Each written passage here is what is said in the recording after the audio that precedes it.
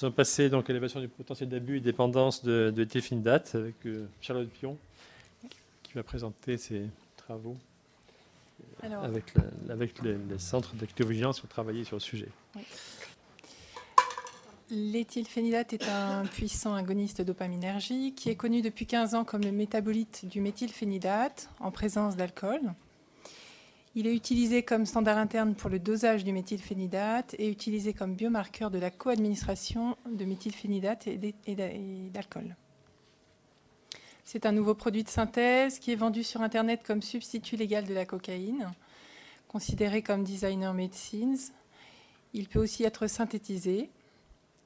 Il est apparu en 2010 au niveau international et en 2013 en France. Alors, au niveau de l'identification de la substance, sa structure chimique est très proche de celle du méthylphénidate, avec des effets plus puissants que le méthylphénidate à fort dosage. Ses noms de rue sont EP, EPH, EPD, Magic Crystals, Nopaïne. Il est vendu sous forme de poudre ou cristaux de couleur blanche et inodore, et aussi sous forme de comprimé. Le chlorhydrate d'éthylphénidate est soluble dans les solvants organiques. Au niveau de ses propriétés pharmacologiques, elles ont été étudiées uniquement à travers les études du méthylphénidate en présence d'alcool. Alors, le méthylphénidate correspond à un mélange racémique des énantiomères lévogir et dextrogir, et seul l'énantiomère dextrogir est actif. En présence d'alcool, en l'absence d'alcool, le méthylphénidate subit un effet de premier passage hépatique par la carboxylestérase 1 et produit l'acide ritalinique qui est inactif. Par contre, en présence d'alcool, le méthylphénidate subit lui aussi un effet de premier passage hépatique, une transestérification, et produit l'éthylphénidate, dont les deux isomères, l'énantiomère actif qui est le dextrogir et l'énantiomère lévogir qui est peu actif, bien qu'il soit majoritaire. L'énantiomère du tout.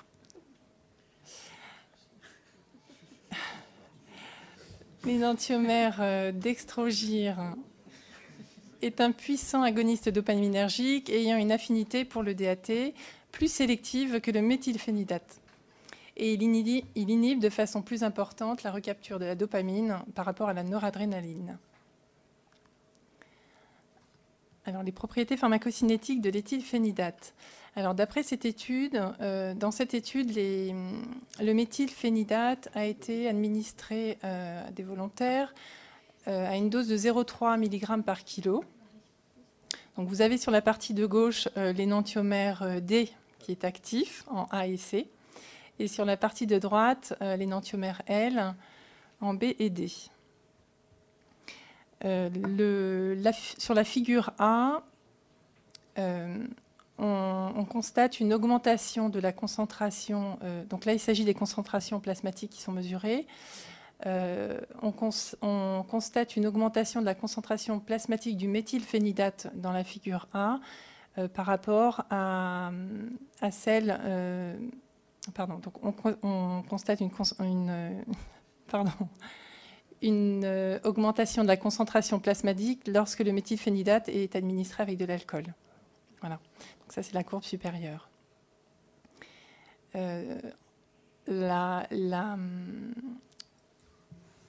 L'apparition d'éthylphénidate est reportée sur les figures C et D. Et là, le Tmax est obtenu entre 1 et 3 heures après administration de méthylphénidate et d'alcool. Voilà, donc en A et B, on a les concentrations plasmatiques de méthylphénidate, et en C et D, là, on a la retranscription des concentrations plasmatiques d'éthylphénidate.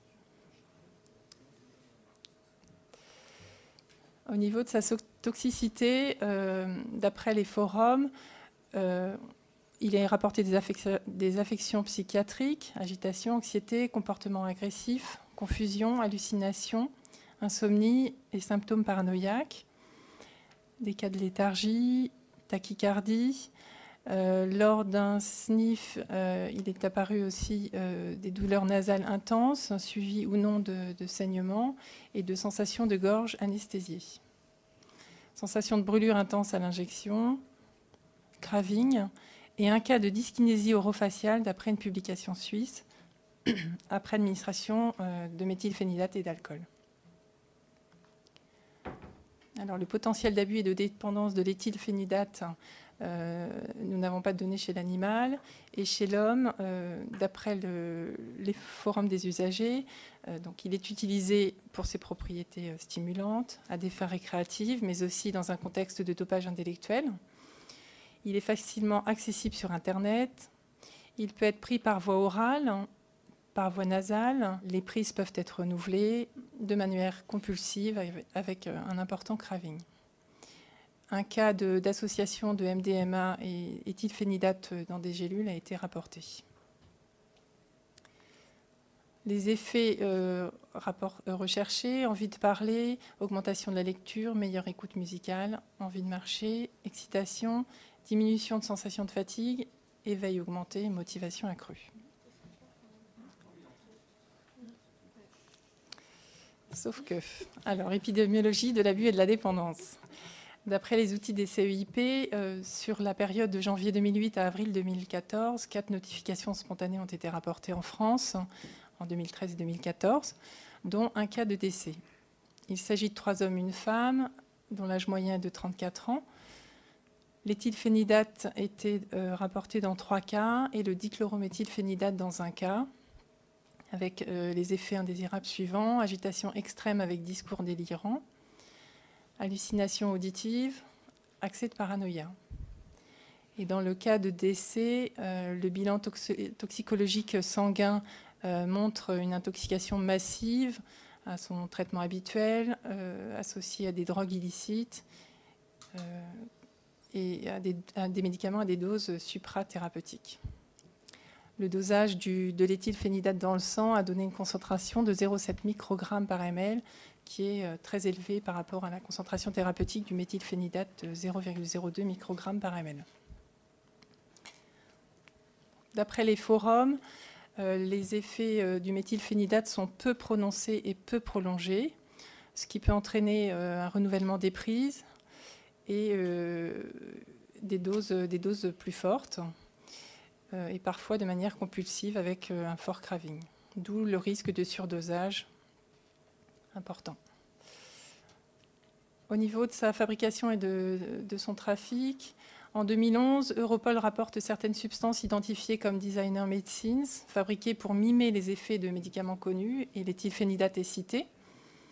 Il est vendu sur Internet. Alors, le contrôle de l'éthylphénidate au niveau national, en Australie, en tant qu'analogue de structure du méthylphénidate, l'éthylphénidate est sous le contrôle de la législation.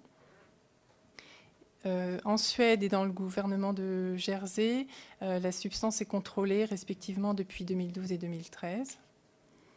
Au niveau international, l'éthylphénidate n'est pas inscrit sur la liste de la Convention internationale de 61 sur les stupéfiants, ni sur celle de 71 sur les psychotropes, et ni sur celle de 88 sur les précurseurs. Alors, en conclusion, l'éthylphénidate est un puissant agoniste dopaminergique. Son intérêt grandissant est préoccupant pour ce nouveau produit de synthèse. Son utilisation à des fins récréatives et celle en contexte de dopage intellectuel doit alerter. Son usage est peu répandu en France et dans le monde. Cependant, l'éthylphénidate, métabolite du méthylphénidate en association avec de l'alcool, a les mêmes propriétés et les mêmes effets que le méthylphénidate à fort dosage, avec un risque potentiel en cas d'association avec l'alcool. Alors, le potentiel d'abus, de dépendance, ce craving important décrit par les usagers avec risque de surdosage, nous amène à vous poser cette question. Êtes-vous favorable à un classement de l'éthylphénidate sur la liste des stupéfiants? Merci beaucoup, Charlotte. Donc, on va d'abord revenir sur le dossier lui-même et sur cette substance et donner un avis sur d'une part sa pharmacologie, son potentiel d'abus et dépendance et de toxicité, en sachant qu'effectivement c'est un métabolite actif du méthylphénidate. Et donc je pense qu'il y a pas mal de questions qu'on peut se poser sur cette substance et sur les circonstances de son abus, en sachant que c'est toute la question qu'on a souvent dans cette commission, c'est soit on traite un dossier d'une substance émergente pour lequel on a un dossier scientifique assez modéré, voire peu important, soit on attend que les abus arrivent en masse avec beaucoup de données aussi bien pharmacologiques que cliniques, et on arrive un petit peu trop tard par rapport à la bagarre. Alors, on a essayé de répondre en partie à ces questions-là lorsqu'il y a une nouvelle classe de substances qui apparaissent, comme les catinones, les catinoïdes ou les cannabinoïdes.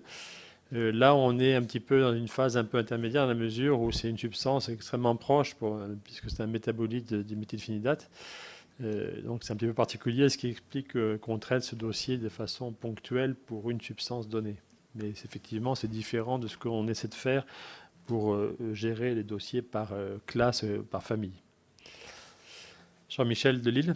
Oui, c'est en termes d'introduction, effectivement, ce que ça m'évoque, c'est suite au rappel qui était fait tout à l'heure concernant l'annulation des propositions qu'on avait faites concernant les poppers, au motif que la riposte administrative réglementaire semblait totalement démesurée par rapport à l'ampleur des dommages observés.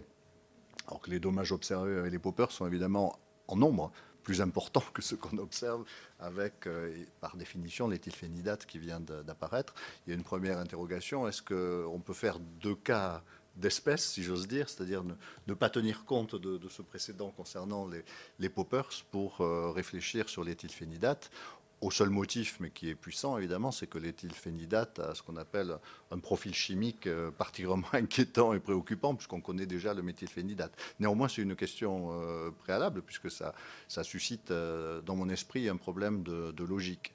Étant bien entendu que, connaissant un peu les risques d'abus et de dépendance du méthylphénidate, et comme il nous est dit que l'éthylphénidate a un potentiel en termes d'inhibition de la recapture de la dopamine encore supérieur, on peut supposer par analogie, même si pour le moment, compte tenu de son faible développement, il y a relativement peu de conséquences, qu'il pourrait y en avoir, et qu'à ce moment-là, il serait opportun d'agir précocement plutôt que d'attendre, là pour le coup, un feedback d'addictovigilance qui nous montrerait qu'il y a effectivement un problème. Mais donc, avant d'entrer dans cette discussion, je voulais juste poser cette question à la réflexion globale. Je crois que le cas de figure comme des poppers, c'est quand même très différent de celui du l'éthylphénidate. Donc c'est vrai que forcément, ça, on va en tenir compte, on y pensera. Mais c'est quand même très différent. Et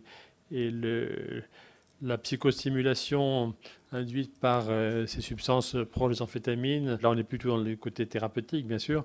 La psychostimulation, qui est quand même un phénomène très important. On sait que la population, enfin, quand on regarde les études de population, le psychostimulant, c'est la substance qui est le plus facilement et le plus attractive pour le plus grand nombre de personnes. Les dépresseurs, les opiacés, ça vient en dessous, et puis les psychodyspeptiques encore en dessous. Donc c'est vrai que les psychostimulants, c'est une classe à risque. Et quand on voit ce qui se passe dans les pays de l'Est actuellement, on est effectivement assez inquiet de voir éventuellement l'arrivée et la majoration de ces substances, comme on voit la réactivation de l'ecstasy, du MDMA en Europe de l'Ouest. Donc c'est quelque chose qu'il faut prendre en compte.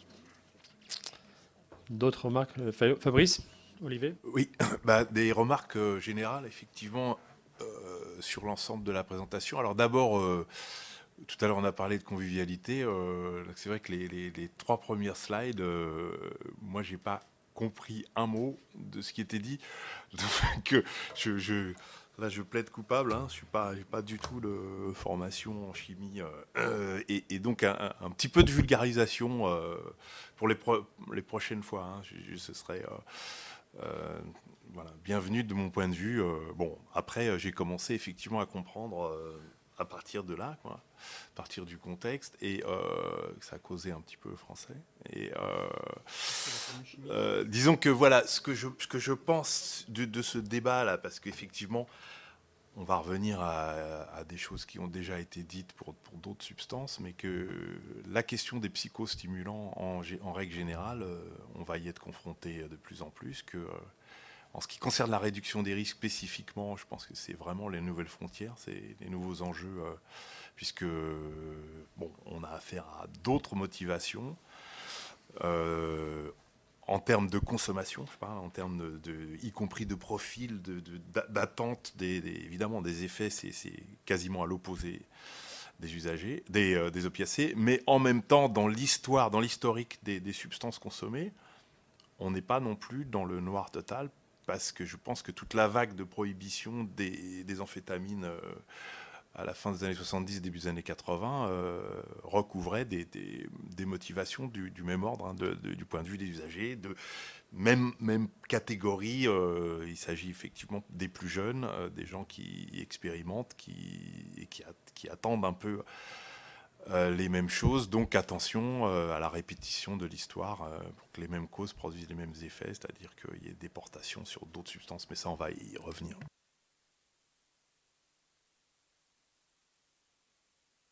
En revoyant ce dossier, on se demande finalement pourquoi il n'y a pas plus de patients qui abusent le méthylphénidate et l'alcool. C'est pas quelque chose qui... Bien sûr, on a ces mélanges. On a aussi les mélanges cocaïne-alcool qui sont connus. Mais c'est vrai que vu la cinétique du méthylphénidate et l'éthylphénidate, on devrait avoir davantage de consommation. Mais bon. Jean-Michel. J'ai une idée. Oui, vas-y. C'est que, heureusement d'ailleurs, le méthylphénidate est en primo-prescription hospitalière, réservée pédopsychiatre et indication TDAH chez l'enfant. Et les prescriptions optimales sont faites, si possible, avec un repérage précoce, donc c'est chez des enfants de 5, 6, 7 ans, etc. Qui logiquement sont de faibles consommateurs d'alcool, voire même on peut espérer qu'ils ne le sont pas du tout. Et les études prospectives, actuellement on y travaille à la HAS, là, dans un groupe de travail sur le TDAH, montrent bien, enfin, notamment les gros travaux de Pharaon, que la mise sur Ritaline des enfants qui ont un déficit de l'attention a plutôt un effet protecteur par rapport au risque secondaire addictif, par rapport à une pathologie qui en elle-même est un puissant facteur de vulnérabilité par rapport à l'addiction. En revanche, là où les choses se compliquent, c'est tout l'enjeu du débat, c'est que cet effet protecteur a tendance à se réduire au fil du temps. Et notamment, certaines études ont tendance à démontrer qu'il pourrait même éventuellement s'inverser chez les jeunes adultes, c'est-à-dire à 18, 19, 20 ans, où là, il peut y avoir au contraire des effets renforçants du méthylphénidate, et notamment quand il est associé à de l'alcool, ce qui fait qu'il peut y avoir un risque accru à ce moment-là d'addiction au méthylphénidate chez des... Alors, c'est tout le problème, parce qu'actuellement, par rapport au déficit de l'attention, on se rend compte que ce n'est pas, contrairement à ce qu'on imaginait, une pathologie qui disparaît complètement en accédant à l'âge adulte. Donc il y a évidemment des formes qui soit se prolongent, soit même dans certains cas peuvent se révéler chez les jeunes adultes, mais où il y a toute une discussion qui est extrêmement délicate à mener, qui là pour le coup doit être vraiment une interface multiprofessionnelle en fait pour voir le rapport bénéfice-risque des prescriptions de stimulants chez les adultes. Mais donc par rapport à ta remarque, je pense qu'un des éléments protecteurs en l'état actuel des choses, en France, c'est que pour autant le gros quand même des prescriptions normales, disons, de méthylphénidate sont réservées à des enfants, voire des jeunes enfants. Ce qui fait que la rencontre méthylphénidate-alcool est relativement peu fréquente dans ce domaine-là. En revanche, on l'avait dit en cette commission, c'était Mme Arditi, je crois, pour le CUP de Marseille, qui commençait à identifier des débuts de détournement, voire d'usage abusif chez des adultes, notamment en PACA. Il y en a eu en Corse aussi. On sait que ça diffuse un petit peu. Et donc, pour le moment, on a affaire à une population qui est quand même dans de fortes vulnérabilités addictives, indépendamment de l'offre de telle ou telle substance. C'est plus un abus d'opportunité que quelque chose qui apparaît secondairement, une diffusion de la prescription. Mais c'est un domaine totalement évolutif. Là-dessus, ce que j'ai pu comprendre, c'est que ça dépend complètement des profils d'usagers, en l'occurrence, qu'effectivement, dans la région PACA, il y a une diffusion via le détournement de prescription de la Ritaline, sous Concerta, etc. Et que là, il y a une population qui fréquente les CARUT, de première ligne, qui est une population assez précarisée, qui est de plus en plus la population marquée par l'injection, d'ailleurs. C'est ça. C'est intéressant, c'est un marqueur presque de précarité maintenant, l'injection, et donc qui va co-consommer avec l'alcool quasi systématiquement. Donc, mais c'est là où on voit que de plus en plus, on a quand même des profils, ce qui n'était peut-être pas vu avant, hein, d'utilisation des drogues, qui sont très très très liés au contexte culturel. Et ce que j'ai pu comprendre concernant cette molécule, c'est que lorsqu'elle est achetée sur Internet par des gens qui sont beaucoup plus insérés, il n'y a pas forcément cette co-consommation. Et surtout, il y a très souvent une consommation modérée de type professionnel, à visée professionnelle, comme c'était indiqué, et pas d'ailleurs forcément les professions intellectuelles, hein, mais bon, l'utilisation des amphétamines depuis l'origine, hein, pour maintenir l'attention quand on conduit, quand on fait un métier actif au niveau les serveurs, etc., les gens qui ont besoin effectivement d'un soutien, un soutien de ce côté-là. Mais on connaît les risques, puisque effectivement, au bout de 24 heures de conduite sans dormir, forcément, à un moment, on s'épuise, on a des accidents, donc ça, c'est le premier aspect. Et puis l'autre aspect, c'est que parmi ces usagers, il y en a qui, 10, 20%, qui vont devenir dépendants, qui vont en prendre régulièrement avec les conséquences qu'on peut avoir. Alors pour revenir sur l'aspect pharmacologique, il y a quand même quelque chose qui est quand même intéressant à noter, c'est qu'on sait que les amphétamines sont des grands libérateurs de dopamine et de noradrénaline. Et puis, je voulais quand même insister sur la pharmacocinétique qui a été présentée par Charlotte, c'est le fait que, comme c'est une action plus longue, c'est vrai que ça peut avoir... Il y a ce pic de difénidate, mais la durée d'action peut faire que, forcément, l'effet peut être plus prolongé. Donc, ça peut avoir un effet attractif d'avoir une substance qui a une action plus longue et donc qui évite une descente trop rapide à l'arrêt de la prise. Donc c'est vrai que ça peut être un risque de dépendance plus important du fait de son effet un peu plus prolongé. En dehors des aspects des pics qui sont toujours recherchés par les usagers, mais ça peut être un argument supplémentaire en dehors de l'aspect action sur les transporteurs et récepteurs. Ça peut être un argument supplémentaire pour dire qu'il y a un potentiel d'abus qui peut être au moins équivalent, voire supérieur à celui du méthamphénidate. Claude Magnin ? Simplement, je pense que ce type de produit, il est parfaitement en phase, effectivement, et Fabrice le dit très bien, avec l'évolution culturelle de cette société. Complètement, c'est ce que les gens recherchent, c'est-à-dire vivre vraiment intensément, et le plus intensément possible, tout ce qui est possible de vivre. Et donc, la question que je me pose, mais qui nous titille tous, hein, je pense un peu les uns les autres, c'est que classer cette molécule, si on la classe, quelle avancée pour les usagers qui ne manqueront pas de l'utiliser forcément parce que c'est un produit extrêmement recherché, forcément, pas encore tout à fait, parce que la Ritaline, effectivement, est prescrite essentiellement chez les enfants, mais on pourrait très bien imaginer que dans une société à venir, elle soit prescrite de façon plus large. Aux États-Unis, c'est le cas, en Suisse aussi. On le prescrit chez les adultes, la Ritaline. Voilà. Et donc, on pourrait aussi imaginer que le phénomène soit plus émergent.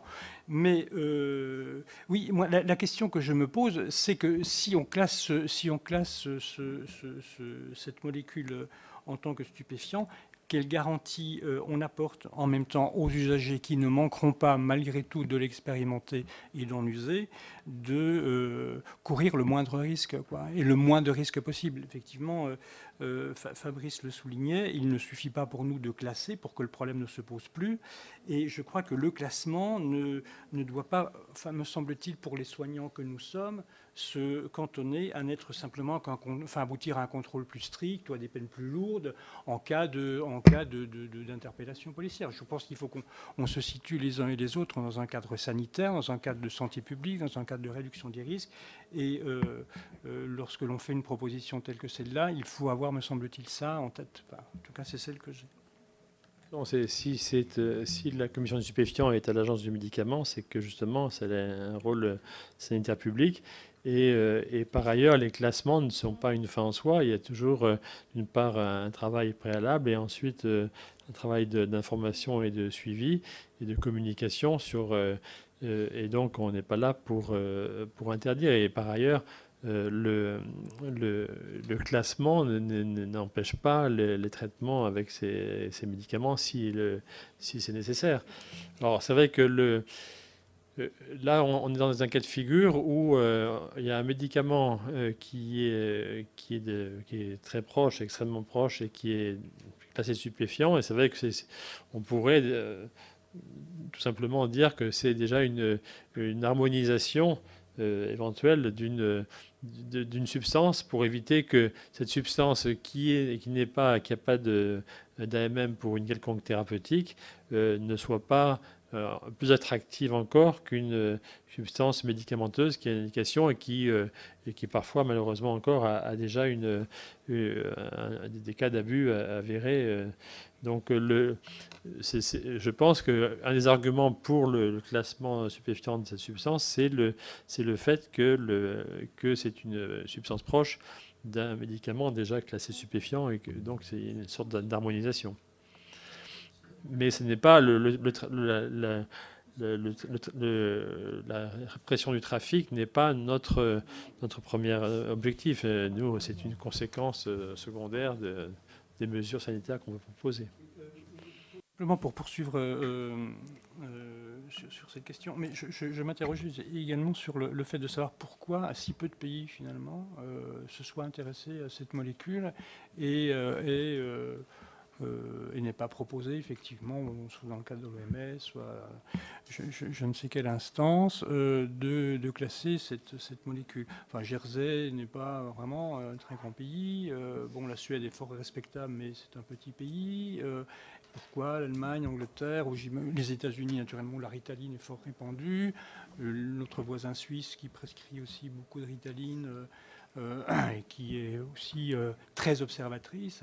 En Suisse, on sait faire les comptes. Pourquoi est-ce qu'on est les meilleurs élèves de la classe? Voilà, c'était un peu ça ma question, et donc c'est plutôt une interrogation, j'allais dire, d'opportunité. Pourquoi maintenant et pourquoi nous, quoi? À mon avis, c'est quand même de nombreux pays devraient suivre. Enfin, je pense que c'est en général, on n'est pas forcément les premiers, on n'est pas non plus les derniers, mais je pense que c'est une problématique qui va se poser à beaucoup de pays. Et je pense que Nathalie voulait intervenir pour l'OMS.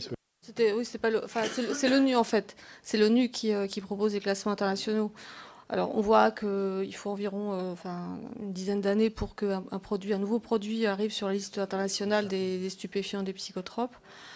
C'est vrai que on se demandait quelle était la dernière substance qui avait été inscrite sur cette liste.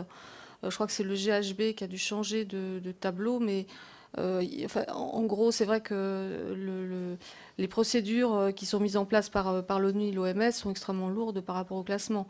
Et c'est la raison pour laquelle l'ONU propose à chaque État de faire un peu, en fonction de ses problématiques domestiques, on va dire, un classement national. Après, c'est vrai qu'il y a le classement européen qui serait éventuellement possible. Ça, c'est quelque chose qui pourrait intervenir aussi, qui est un petit peu un peu plus rapide en tous les cas que l'ONU. Mais voilà, mais c'est vrai que là, on est plus sur ce qui se passe. En tous les cas, c'est vrai que c'est pas parce que l'ONU ne s'occupe pas forcément de tel ou tel produit que il faut pas que la France le fasse. Voilà. Oui. Sur les pays en question, c'est assez logique. Ça commence par des pays du nord de l'Europe, puisque les États-Unis ont été dépassés depuis plusieurs années par des pays prescripteurs en matière de Ritaline et de méthylphénidate. Les champions du monde, je pense que c'est l'Islande. Et juste après, il y a Suède, Norvège, Danemark, l'Europe du Nord, l'Allemagne et un petit peu l'Angleterre.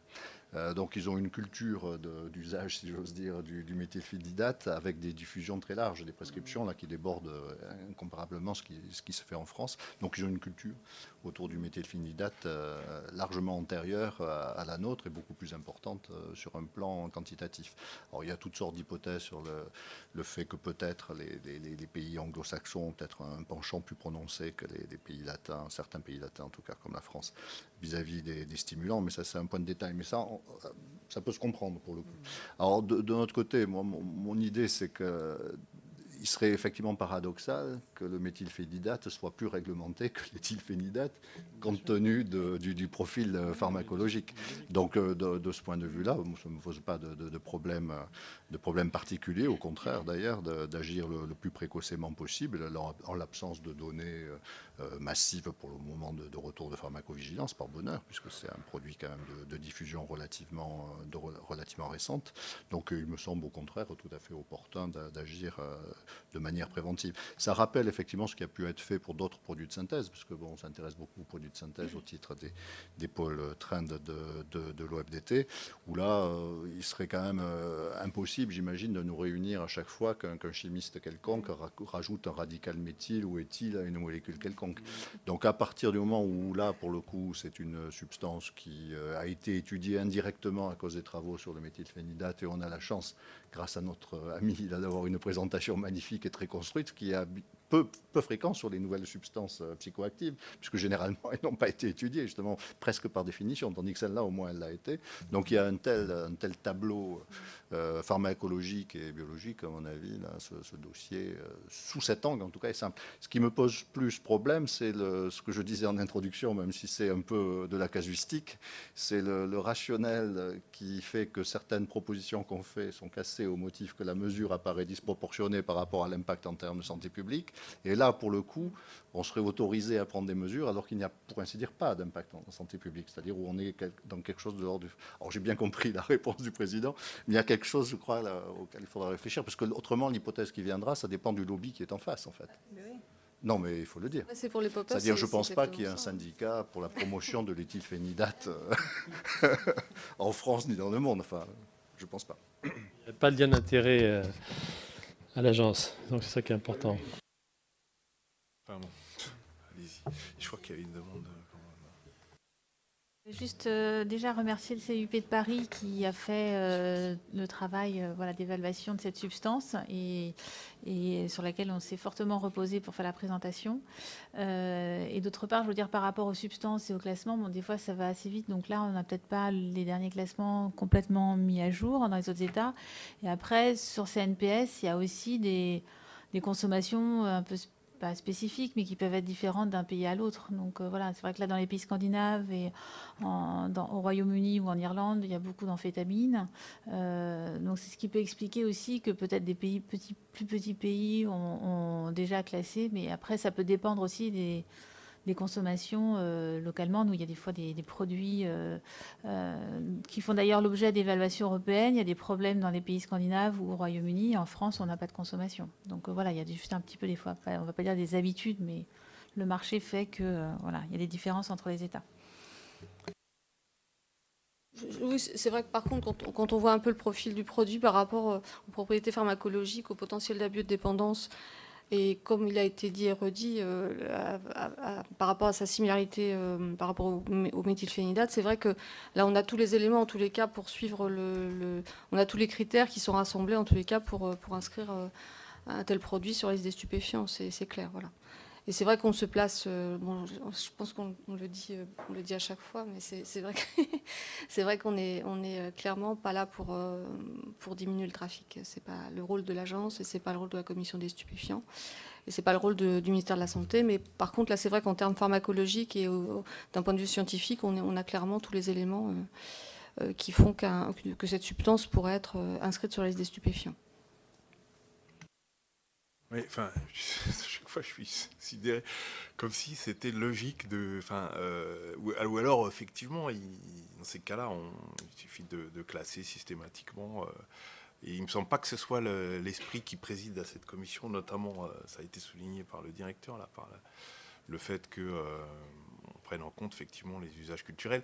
Je pense pas que ce soit très rationnel tout ça, hein, parce que sinon on classerait le tabac et l'alcool en premier lieu, puisque bon, si vraiment c'était une question de proportion avec les risques,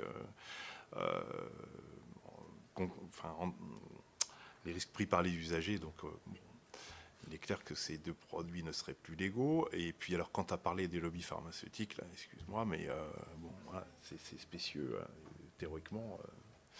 Ça ne rentre pas en compte. Non, mais par rapport aux poppers, le fait de dire ouais, enfin bon, bref, en tout cas, ça sort du domaine d'expertise de notre commission. Donc non, je crois pas. Je crois qu'il faut appréhender tout ce qu'il y a alors rationnel, en tout cas, oui, de l'ordre de la raison, mais il y a plein d'arguments rationnels qui plaident au contraire, pour réaliser que lorsqu'on classe des produits, puis ça, ce serait peut-être pas mal de le faire nous, notamment par rapport aux derniers produits qu'on a classés, de pouvoir appréhender l'impact que ça a sur la consommation des usagers, puisque maintenant il y a des forums, il y a des instruments avec l'OFDT, voire l'OEDT, pour faire des comparaisons avec d'autres pays européens, et voir à quel point le classement ou le non-classement ont des incidences sur la consommation, ont des incidences aussi sur le report sur d'autres molécules. Donc ça, c'est ce dont je parlais. La France a échappé pour le moment à ce qui est un vrai phénomène aux États-Unis, avec des vrais problèmes de santé publique.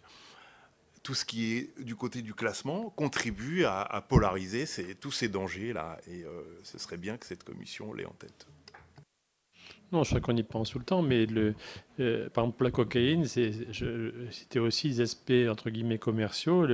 Les pays, le marché nord-américain étant saturé, les pays de producteurs, Colombie et autres, avaient un marché européen tout trouvé pour pouvoir écouler la marchandise. Donc je pense que, et comme c'était une escalade en quelque sorte dans la psychostimulation, alors que c'était déjà classé, c'est ça qui a favorisé l'arrivée, à mon avis, de cette cocaïne en Europe.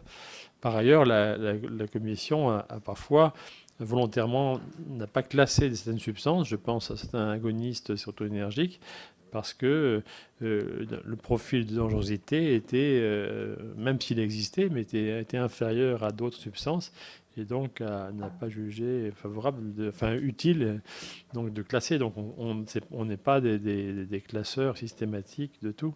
Même s'il y avait un trafic, pour le MCPP, il y avait un trafic important, et la substance n'avait pas été classée. Les plantes également n'ont pas été classées pour... voilà. Donc voilà. Connaissons que la discussion, quand elle s'engage sur cette molécule, on a l'impression que les jeux sont faits et que effectivement, la manière dont tu introduis la chose en disant il y a toutes les raisons de la classer. À ce moment-là. Non, c'est pas ça. Mais ce que je veux dire, c'est que nous, en tant qu'agence, donc il y a des critères qui sont des critères internationaux concernant le classement des stupéfiants. Si au niveau de l'agence, on estime qu'un certain nombre de ces critères sont remplis par rapport au classement d'une substance, c'est la raison pour laquelle on soumet à l'avis de la commission. Donc c'est vrai que si justement ces critères n'étaient pas remplis, alors après effectivement il y a toujours le même débat, mais là pour le coup c'est vrai qu'on a un certain nombre de critères qui sont présents pour cette substance-là. Sinon on ne vous présenterait pas le potentiel d'abus et l'évaluation de cette substance. Encore une fois, pourquoi ne pas à chaque fois avoir un plan d'évaluation des effets de notre classement sur la consommation? Parce que je le dis à chaque fois, mais bon, j'ai l'impression que ça me paraît le point essentiel. Oui. Je pense qu'on peut, les CEIP peuvent y participer. C'est pas quelque chose de facile à faire, mais on peut y participer. Et donc, moi, je pense que tous les cas de figure doivent se présenter. Le classement comme le non-classement peut avoir des conséquences. Sincèrement, je ne pense pas que le classement éventuel de l'éthylphénidate comme stupéfiant va changer beaucoup la consommation et l'arrivée ou pas de méthamphétamine ou de cocaïne. Je pense que pour la méthamphétamine, effectivement, c'est un sujet tout à fait inquiétant, mais ce n'est pas, à mon avis, le classement de l'éthylphénidate qui va changer les choses. Mais c'est une question qu'il faut se poser, effectivement, à chaque fois. Et c'est pour ça que, par exemple, on n'a pas classé la salvia parce qu'on a estimé que c'était pas nécessaire, même si moi j'ai vu des patients qui avaient eu des problèmes importants avec la salvia, mais c'est quand même quelque chose qu'il faut à chaque fois envisager. De la salvia à chaque fois. Ah bon? Pour donner un exemple de non-classement. Mais il y avait des arguments pour la classer, hein, donc c'est tout à fait... Après c'est vrai qu'on ne présente pas toutes les substances qui sont a priori sur le marché parallèle et illicite et qui circulent. Clairement, on a clairement... on recueille un certain nombre d'éléments pour pouvoir arriver justement à la proposition de classement. Mais après, bien évidemment, que la commission, elle est là pour donner son avis en fonction des différents éléments qui sont présentés et si elle estime qu'ils sont suffisants justement pour inscrire la substance sur le classement, sur le tableau. Sur le fond, je suis d'accord pour dire... sur le fond, je suis d'accord qu'il faut toujours essayer d'évaluer quelles sont les conséquences d'un classement sur d'autres substances. Donc il faut après voir si vraiment c'est ça ou autre chose qui a pu influencer, mais c'est tout à fait important de le faire. Est-ce qu'on peut dire qu'on a suffisamment de recul pour cette substance ou pas, pour pouvoir la classer? Alors, la question, est-ce qu'il faut du recul pour classer une substance? Je ne sais pas. Je ne sais pas s'il faut justement attendre d'avoir d'autres éléments pour la classer ou pas. C'est une question qui est tout à fait légitime, mais je ne peux pas là vous donner la réponse. Ce qui est sûr, c'est que par rapport au retour, en tous les cas, des conséquences du classement de telle ou telle substance, le réseau des CEIP suit et l'OFDT suit, enfin un certain nombre de partenaires suivent les consommations de substances illicites sur le marché illicite. On n'a pas forcément toujours les retours. On a bien sûr que la partie émergée de l'iceberg que l'on voit et qu'il y a plein de choses qu'on ne voit pas. On n'aura jamais des réponses absolues à toutes les questions qu'on se pose sur les conséquences du classement de telle ou telle substance, ça c'est bien clair. Après là on a des éléments qui sont tangibles, qui sont scientifiques. Tout au début, j'ai évoqué justement la difficulté soit de classer trop tôt, soit trop tard. Et c'est vrai que il y a eu des cas où il y a eu des modes en quelque sorte de substances et finalement soit parce qu'elles ont trop de complications et les usagers n'en consommaient plus, soit c'est la mode est passée. Donc là on peut se dire que le classement n'était pas hyper utile puisque finalement cette substance est partie aux oubliettes toute seule. Là le fait que ce soit l'éthylphénidate est si proche du méthylphénidate, c'est quand même un argument pour penser que si le méthylphénidate est bien qu'un médicament est abusé, injecté, l'éthylphénidate, ça risque de l'être aussi. Donc ça paraît un argument quand même assez fort de proximité. Mireille Becchio. On n'a pas parlé dans tous nos échanges de l'addition d'alcool. L'alcool est très banalisé dans tous les groupes qui consomment ces produits. Tu as parlé de la cocaïne et alcool. Et moi, c'est ça qui me semble dangereux, parce que c'est tellement facile d'en avoir. Et c'est un produit qui a des effets secondaires, quand même, vous les avez bien décrits, qui me paraissent très inquiétants. Donc on l'a évoqué au début en disant que en cas de méthylphénidate, ça favorisait l'apparition d'éthylphénidate. Est-ce que, on sait très bien que quand on mélange un psychostimulant et l'alcool, ça a un effet mixte, parfois assez ravageur. Je n'ai pas l'impression qu'il y ait des données sur l'interaction sur le plan pharmacocinétique éthylphénidate-alcool. Je ne pense pas. Mais par contre, il y en a pour méthylphénidate et alcool. Mais donc, on connaît les risques que pose l'usage de psychostimulants et d'alcool.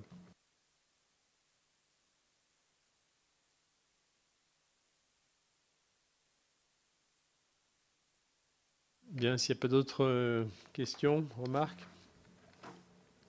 on peut peut-être passer au vote, si vous êtes d'accord. Donc on revient à la diapo pour bien lire la question, pour ne pas se tromper. Voilà, après, je la devine quand même assez bien. Mais...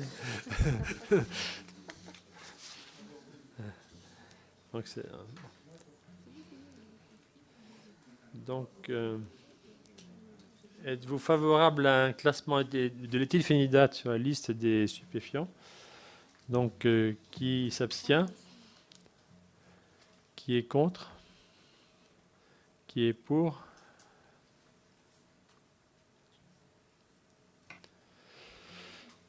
Merci. Donc, je pense qu'effectivement, on pourra adjoindre dans le compte-rendu qu'il serait important, d'une part, de faire un travail de communication là-dessus, et puis également, comme on le fait toujours avec les CEIP, d'essayer de voir quelles sont les conséquences éventuelles sur l'avis du potentiel d'abus, des cas d'abus.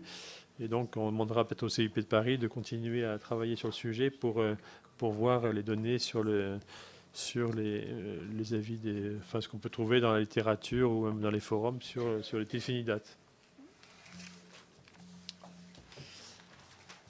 Merci.